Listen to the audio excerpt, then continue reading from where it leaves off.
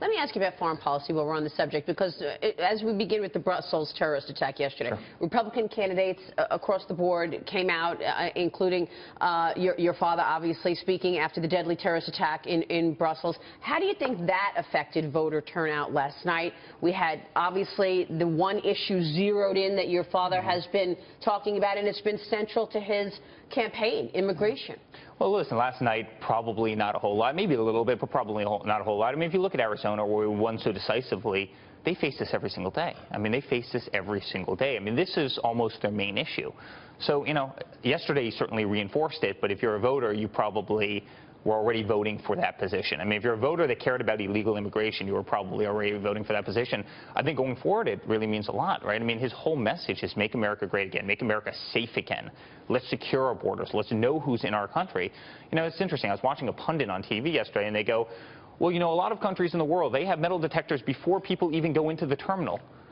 Well, why not screen people before they come into a country? I mean, are we really going to do that? I mean, you know, there are awful countries that do that because they have to, because they're fundamentally unsafe countries. Are we really going to screen people twice, once before they go into the terminal and once when they're going through airport? Unfortunately, that's what they do in Israel. He mentioned this about Israel. That's how they keep themselves safe. Before you even get into the perimeter of the airport, I mean, it stinks. It's a horrible way to live.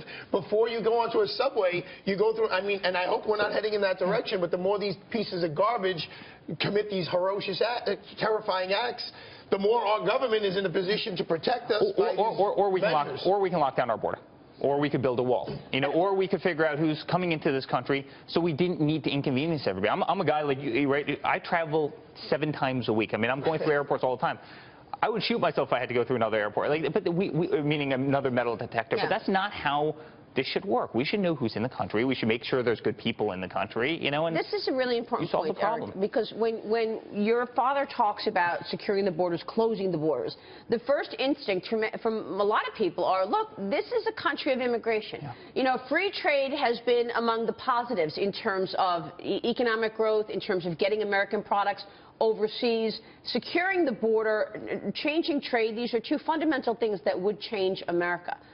What's the pushback for closing, and how long would you... Listen, my mom's an immigrant, right? My mom came from Czechoslovakia, right? I mean, but she came here legally. We are a melting pot. We are a country that believes in immigration, right? But you need to come to this country legally. We need to know who you are. We need to be able to verify that you're not a criminal, or you're not a terrorist, or that you're not going to go into LaGuardia or JFK and blow up bombs while Americans are trying to travel for work. I mean, it's so disruptive to our society. It's such an awful thing. We need to know who's in this country, and that's really the key to his message. And to your dad's point, from in the 20s to the 60s, there was a big slowdown in immigration in the United States of America for various reasons. So it's not unprecedented that we kind of put the brakes on people coming into this country. And Stephen Miller, your policy guy, has made that argument so articulate.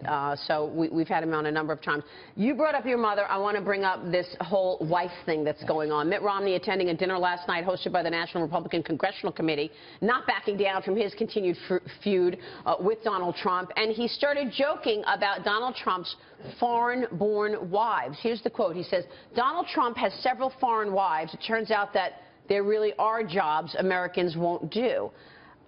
Getting into the wives and getting into the mud like this, I know your father was not happy with Ted Cruz putting his wife, Melania, in an ad, or his super PAC put her in an ad. Same thing. Same thing.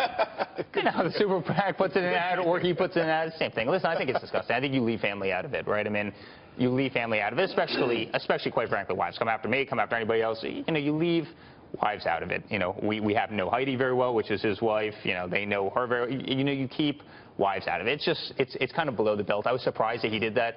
You know, here's a guy that goes around and preaches morality and this and that, and you know, I was very, very surprised he did that. And your father came back and he said, look, be careful, because I'm going to let it out all about Heidi. What is that? What does he mean by that? I don't know what he means, you know, but obviously there's something on his mind, and you don't do that. You know, there are unspoken rules. You don't do that. You don't go after. And by the way, she happens to be an amazing person. You know, she would make an incredible, incredible first lady. She is solid as a rock. She has been like an amazing mother to Barron through this whole process, which is not easy when you're trying to raise a a young child, going through a presidential race like this. I said this last night. As soon as I heard that joke, I was like, somebody wrote that joke for Mitt Romney. Yeah. I was like, and I'm not a very good comedian either. No. But yeah, I'll tell you who wrote it. It's like move on internet garbage. So it's really refreshing that this paragon of the Republican Party is using the same bad taste jokes as the move on crew. Since you're on the top, I'm sorry. No. But since you're on the topic of family, when people ask me as a New Yorker about Donald Trump, Thank you. I say his #1 accomplishment to me is his family. You, your brother, your sister, I think represents us New Yorkers #1 and America with epitome in class. I've said that too, that you guys, the children, are your father's greatest asset. Absolutely. I want to know how much more you're going to be on the campaign trail. Because, by the way, thank you for standing behind your dad after Super Tuesday Part 2 rather than Chris Christie, because I requested that specifically. I was like, can you move Chris Christie out of the frame? He's a great guy. Come on. Saying it. Listen, my father's my best friend. I love the man to death. He would make such a great commander-in-chief, and I'm not a political guy, but I want to be there by his side. And, I think we are the best people to talk to his character and talk to him as a father, and quite frankly, even bring out a softer side that people don't see. But he's been an amazing father to us. I mean, he's an amazing businessman, and I want to be by his side. Listen, we've spent the last 10 years doing deals together, every single day working across a desk. Now he's out on a campaign trail. I mean, quite frankly, I miss him. I want to be there for him, even if it's only a token, gesture of gratitude, if that makes sense. Nice, Eric. But I want to ask you how you're doing and how your wife is doing. You obviously were in the middle of this, getting a threatening letter at home, white powder in that letter. Your wife opened it, right? Yeah, my wife, first of all, is amazing. She comes from a home where they never locked their doors, and I mean, growing up, she was from down south. They never locked her door, and here she is opening a powder-filled anthrax letters. Scary. But she's tough as rocks, and it comes with the territory. I mean, it really comes with the territory. Yeah, that shouldn't come with the territory. But it wasn't anything. The white powder. It was. By the way, why is it that this only comes this direction? I mean, do you see any Trump supporters sending Hillary letters? Do you see any Trump supporters going into, big convention halls, and disrupting rallies? Do you see any Trump supporters shutting down streets in Arizona? Why is it that everything, the bitterness and the evilness and the aggression only come one way? They don't go the other. I mean, it's really interesting. It's wrong. It is wrong. It is wrong. And we don't know all of the people that are out there who are protesting and making all the noise, but we do know that MoveOn.org was part of it, and some of these other groups. Yeah, some crazy people out there. Eric, it's good to see you. Hey, it's great being with you, Mary. Thank you so much for joining us. Eric Trump joining us this morning. We will be